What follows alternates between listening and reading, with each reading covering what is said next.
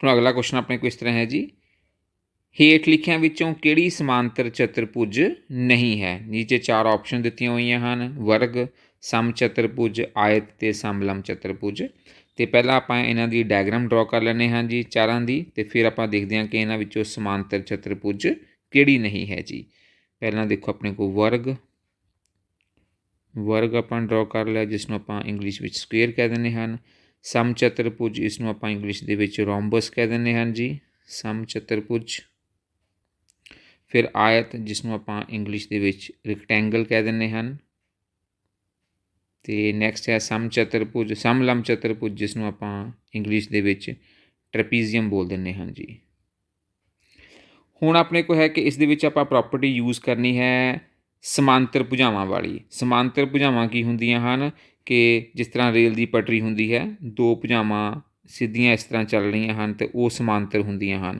ਜਿਸ ਤਰ੍ਹਾਂ ਇਹ ਭੁਜਾਵਾਂ ਵੀ ਆਪਸ ਵਿੱਚ ਕੀ ਹਨ, ਸਮਾਂਤਰ ਹਨ। ਇਹ ਨੀਚੇ ਮੈਂ ਸਮਾਂਤਰ ਭੁਜਾਵਾਂ ਬਣਾ ਰਿਹਾ ਹਾਂ, ਇਹ ਭੁਜਾ ਇਸ ਦੇ ਸਮਾਂਤਰ ਹੈ। ਹੁਣ ਆਪਣੇ ਕੋਲ ਨਜ਼ਰ ਆ ਰਿਹਾ ਹੈ ਕਿ ਵਰਗ ਦੇ ਵਿੱਚ ਇਹ ਵਾਲੀ ਭੁਜਾ ਇਸ ਦੇ ਸਮਾਂਤਰ ਹੈ, ਇਹ ਵਾਲੀ ਭੁਜਾ ਜੋ ਹੈ ਉਹ ਇਸ ਭੁਜਾ ਦੇ ਸਮਾਂਤਰ ਹੈ। ਸਮਾਂਤਰ ਜਿਸ ਤਰ੍ਹਾਂ ਰੇਲ ਦੀਆਂ ਪਟਰੀਆਂ ਚੱਲਦੀਆਂ ਹਨ, ਬਿਲਕੁਲ ਸਿੱਧੀਆਂ, ਆਪਸ ਵਿੱਚ ਟਕਰਾਉਂਦੀਆਂ ਨਹੀਂ ਹਨ।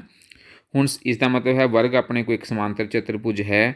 ਇਸ ਤਰ੍ਹਾਂ ਸਮ ਚਤੁਰਭੁਜ ਦੇਖੋ, ਇਹ ਵਾਲੀ ਭੁਜਾ ਇਸ ਦੇ ਸਮਾਂਤਰ ਆ ਜਾਏਗੀ, ਇਹ ਵਾਲੀ ਜੋ ਭੁਜਾ ਹੈ ਉਹ ਇਸ ਦੇ ਸਮਾਂਤਰ ਆ ਜਾਏਗੀ। ਆਇਤ ਵਿੱਚ ਵੀ ਦੇਖੋ, ਇਹ ਵਾਲੀ ਭੁਜਾ ਇਸ ਦੇ ਸਮਾਂਤਰ ਹੈ, ਇਹ ਵਾਲੀ ਜੋ ਭੁਜਾ ਹੈ ਉਹ ਇਸ ਭੁਜਾ ਦੇ ਸਮਾਂਤਰ ਹੈ। ਹੁਣ ਸਮਲੰਬ ਚਤੁਰਭੁਜ ਦੇ ਵਿੱਚ ਇਹ ਵਾਲੀ ਜੋ ਭੁਜਾ ਹੈ ਉਹ ਇਸ ਭੁਜਾ ਦੇ ਸਮਾਂਤਰ ਹੈ, ਬਟ ਜੋ ਇਹ ਵਾਲੀ ਭੁਜਾ ਹੈ ਉਹ ਇਸ ਭੁਜਾ ਦੇ ਸਮਾਂਤਰ ਨਹੀਂ ਹੈ ਜੀ।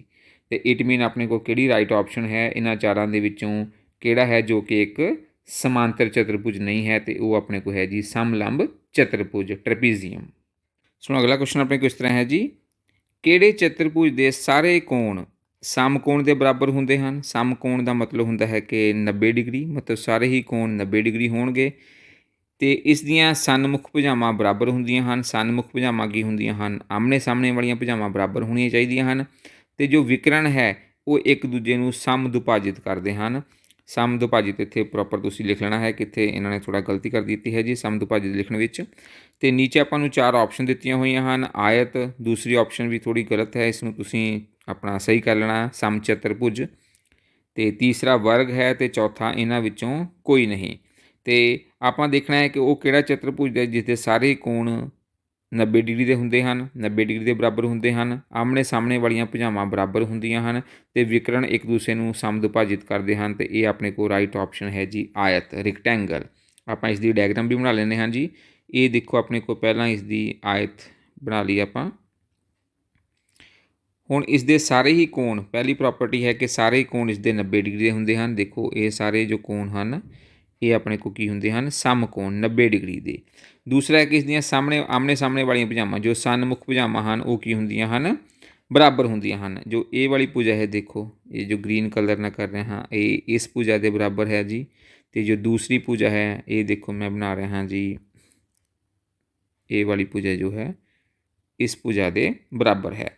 ਤੇ ਤੀਸਰਾ ਆਪਣੇ ਕੋਲ ਹੈ ਜੀ ਇਸ ਦੇ ਜੋ ਵਿਕਰਣ ਹਨ, ਜੋ ਡਾਇਗਨਲਸ ਹਨ ਉਹ ਇੱਕ ਦੂਸਰੇ ਨੂੰ ਕੀ ਕਰਦੇ ਹਨ, ਸਮਦੁਭਾਜਿਤ ਕਰਦੇ ਹਨ। ਇਹ ਦੇਖੋ ਹੁਣ ਮੈਂ ਡਾਇਗਨਲ ਡਰਾ ਕਰ ਰਿਹਾ ਜਿਸ ਦੇ ਇੱਕ ਡਾਇਗਨਲ ਆਪਣੇ ਕੋਲ ਦੇਖੋ ਇਹ ਹੁੰਦਾ ਹੈ ਜੀ ਇੱਕ ਡਾਇਗਨਲ, ਤੇ ਦੂਸਰਾ ਡਾਇਗਨਲ ਇਸ ਦਾ ਡਰਾ ਕਰਦੇ ਹਾਂ ਇਹ ਵਾਲਾ। ਇਹ ਦੋਨੋਂ ਹੀ ਜੋ ਡਾਇਗਨਲਸ ਹਨ ਇੱਕ ਦੂਸਰੇ ਨੂੰ ਕੀ ਕਰਦੇ ਹਨ, ਸਮਦੁਭਾਜਿਤ ਕਰਦੇ ਹਨ। ਇਹ ਵਾਲਾ ਹਿੱਸਾ ਇਸ ਹਿੱਸੇ ਦੇ ਬਰਾਬਰ ਹੋਏਗਾ, ਇਹ ਵਾਲਾ ਹਿੱਸਾ ਇਸ ਹਿੱਸੇ ਦੇ ਬਰਾਬਰ ਹੋਏਗਾ ਜੀ। ਹੁਣ ਅਗਲਾ ਕੁਐਸਚਨ ਆਪਣੇ ਕੋਲ ਇਸ ਤਰ੍ਹਾਂ ਹੈ ਜੀ, ਚਤੁਰਭੁਜ ਦੇ ਸਾਰੇ ਕੋਣਾਂ ਦਾ ਜੋੜ ਡੈਸ਼ ਦੇ ਬਰਾਬਰ ਹੁੰਦਾ ਹੈ। ਤੇ 4 ਆਪਸ਼ਨ ਦਿੱਤੀਆਂ ਹੋਈਆਂ ਹਨ। ਹੁਣ ਆਪਾਂ ਨੂੰ ਪਤਾ ਹੈ ਕਿ ਚਤੁਰਭੁਜ ਦੇ ਅੰਦਰ ਕਿੰਨੇ ਕੋਣ ਹੁੰਦੇ ਹਨ ਜੀ, 4 ਕੋਣ ਹੁੰਦੇ ਹਨ। ਤੇ ਚਾਰਾਂ ਕੋਣਾਂ ਦਾ ਜੋ ਜੋੜ ਹੈ ਦੇਖੋ ਆਪਣੇ ਕੋਲ ਕਿੰਨੇ ਕੋਣ ਹੁੰਦੇ ਹਨ, 1 ਕੋਣ, 2, 3, 4। ਤੇ ਇਹਨਾਂ ਚਾਰਾਂ ਕੋਣਾਂ ਦਾ ਜੋੜ ਹੈ ਜੋ ਜੋੜ ਕੇ ਆਪਣੇ ਕੋਲ ਕਿੰਨਾ ਬਣੇਗਾ, 360 ਡਿਗਰੀ ਦੇ ਬਰਾਬਰ ਬਣਦਾ ਹੈ। ਇਟ ਮੀਨ ਕਿਹੜੀ ਆਪਸ਼ਨ ਰਾਈਟ ਹੈ ਜੀ, ਇਹ ਵਾਲੀ ਆਪਸ਼ਨ। ਇੱਥੇ ਕਿੰਨਾ ਆ ਜਾਏਗਾ, 360 ਡਿਗਰੀ। ਹੁਣ ਅਗਲਾ ਕੁਐਸਚਨ ਆਪਣੇ ਕੋਲ ਇਸ ਤਰ੍ਹਾਂ ਹੈ ਜੀ, ਸਮਾਂਤਰ ਚਤੁਰਭੁਜ ਦੇ ਸਨਮੁਖ ਕੋਣ ਹਮੇਸ਼ਾ ਡੈਸ਼ ਹੁੰਦੇ ਹਨ। ਤੇ 4 ਆਪਸ਼ਨ ਹਨ, ਅਸਮਾਨ, ਸਮਾਨ, ਪੂਰਕ ਜਾਂ ਸੰਪੂਰਕ।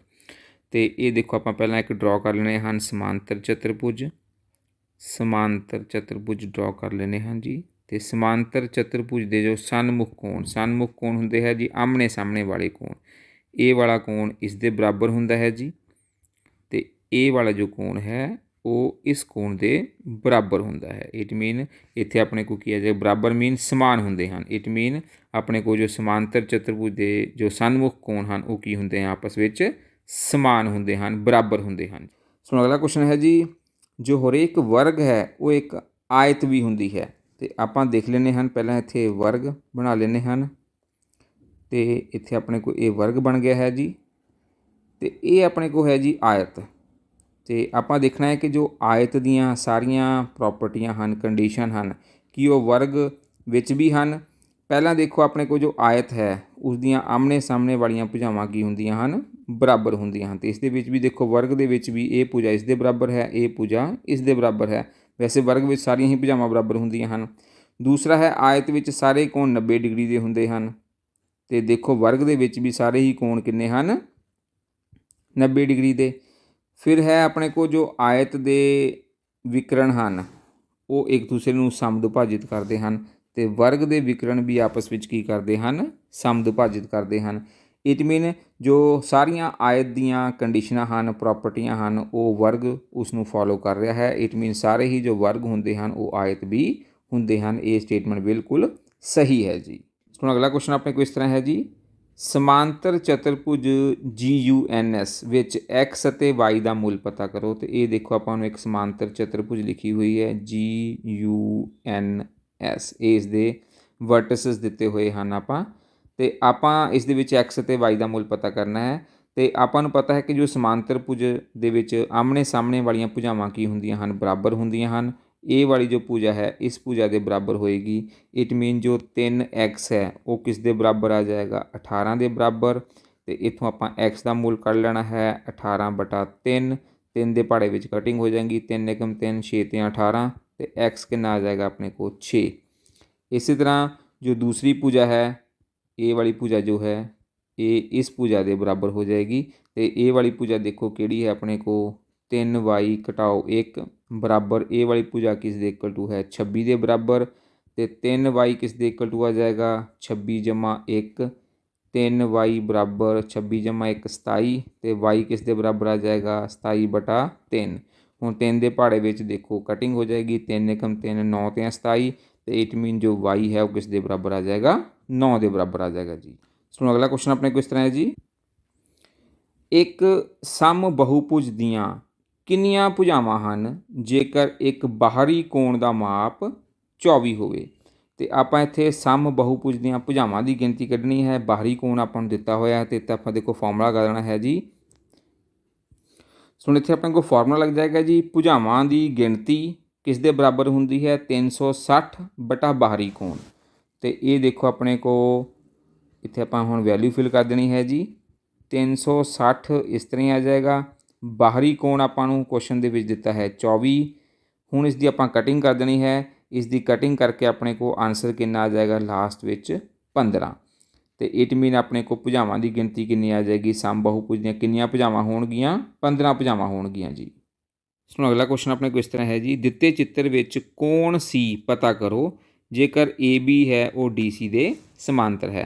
ਅਤੇ ਇਹ ਦੇਖੋ ਜੋ AB ਭੁਜਾ ਹੈ, ਇਹ ਵਾਲੀ ਭੁਜਾ AB ਅਤੇ ਇਹ ਵਾਲੀ ਭੁਜਾ DC, ਇਹ ਆਪਸ ਵਿੱਚ ਕੀ ਹਨ, ਸਮਾਂਤਰ ਹਨ। ਅਤੇ ਇਹ ਜੋ C ਕੋਣ ਆਪਾਂ ਪਤਾ ਕਰਨਾ ਹੈ। ਅਤੇ ਦੇਖੋ B ਅਤੇ C ਜੋ ਕੋਣ ਹਨ ਉਹ ਜੋ ਆਪਣੇ ਕੋਲ ਕਾਟਵੀਂ ਰੇਖਾ ਹੈ BC ਉਸਦੇ ਇੱਕੋ ਸਾਈਡ ਬਣੇ ਹੋਏ ਹਨ, ਅਤੇ ਇੱਕੋ ਪਾਸੇ ਬਣੇ ਕੋਣਾਂ ਦਾ ਜੋ ਜੋੜ ਹੁੰਦਾ ਹੈ ਉਹ 180 ਡਿਗਰੀ ਹੁੰਦਾ ਹੈ। ਇਟ ਮੀਨ ਜੋ ਕੋਣ B ਹੈ ਅਤੇ ਜੋ ਕੋਣ C ਹੈ ਉਹਨਾਂ ਦਾ ਜੋੜ ਕਿਸ ਦੇ ਇਕੁਅਲ ਟੂ ਹੋਏਗਾ, 180 ਡਿਗਰੀ ਹੋਏਗਾ। ਭੁਜਾਵਾਂ ਸਮਾਂਤਰ ਹਨ, ਅਤੇ ਇਹ ਜੋ ਇੱਕੋ ਕਾਟਵੀਂ ਰੇਖਾ BC ਹੈ ਉਸਦੇ ਇੱਕੋ ਸਾਈਡ ਬਣੇ ਹੋਏ ਹਨ। ਹੁਣ B ਕੋਣ ਤਾਂ ਆਪਾਂ ਨੂੰ ਦਿੱਤਾ ਹੋਇਆ, ਦੇਖੋ B ਦਾ ਮੁੱਲ ਕਿੰਨਾ ਹੈ 120, B ਦੀ ਜਗ੍ਹਾ 'ਤੇ ਆਪਾਂ 120 ਡਿਗਰੀ ਭਰ ਦੇਣਾ ਹੈ ਜੀ। C ਕੋਣ ਆਪਾਂ ਨੂੰ ਨਹੀਂ ਪਤਾ ਹੈ, ਇੱਧਰ 180 ਡਿਗਰੀ। ਹੁਣ ਜੋ 120 ਡਿਗਰੀ ਹੈ ਉਸ ਨੂੰ ਆਪਾਂ ਦੂਸਰੀ ਤਰਫ ਸ਼ਿਫਟ ਕਰ ਦੇਣਾ ਹੈ। C ਕੋਣ ਇੱਥੇ ਰਹੇਗਾ, 180 ਦੇ ਵਿੱਚੋਂ 120 ਉੱਧਰ ਜਾ ਕੇ ਘਟ ਜਾਏਗਾ, ਘਟਾ ਦੇਵਾਂਗੇ, ਅਤੇ C ਕਿੰਨਾ ਆ ਜਾਏਗਾ, 180 ਦੇ ਵਿੱਚੋਂ 120 ਘਟਾਵਾਂਗੇ ਅਤੇ 60 ਡਿਗਰੀ ਆ ਜਾਏਗਾ ਜੀ ਆਪਣੇ ਕੋਲ। ਇਟ ਮੀਨ C ਕੋਣ ਕਿਸ ਦੇ ਇਕੁਅਲ ਟੂ ਆ ਗਿਆ ਹੈ, 60 ਡਿਗਰੀ ਦੇ ਇਕੁਅਲ ਆ ਗਿਆ ਹੈ ਜੀ। ਤੁਹਾਨੂੰ ਇਹ ਸਾਰੇ ਹੀ ਜੋ ਕੁਐਸਚਨ ਮੈਂ ਕਰਵਾਏ ਹਨ ਅੱਛੀ ਤਰ੍ਹਾਂ ਸਮਝ ਲੱਗ ਗਏ ਹੋਣਗੇ। ਜੇਕਰ ਵੀਡੀਓ ਤੁਹਾਨੂੰ ਅੱਛੀ ਲੱਗੀ ਹੈ ਤਾਂ ਇਸ ਨੂੰ ਲਾਈਕ ਅਤੇ ਸ਼ੇਅਰ ਜ਼ਰੂਰ ਕਰ ਦੇਣਾ। ਮੇਰੇ ਚੈਨਲ ਨੂੰ ਸਬਸਕ੍ਰਾਈਬ ਕਰ ਦੇਣਾ ਅਤੇ ਬੈਲ ਆਈਕਨ ਨੂੰ ਵੀ ਜ਼ਰੂਰ ਪ੍ਰੈਸ ਕਰ ਦੇਣਾ। ਧੰਨਵਾਦ।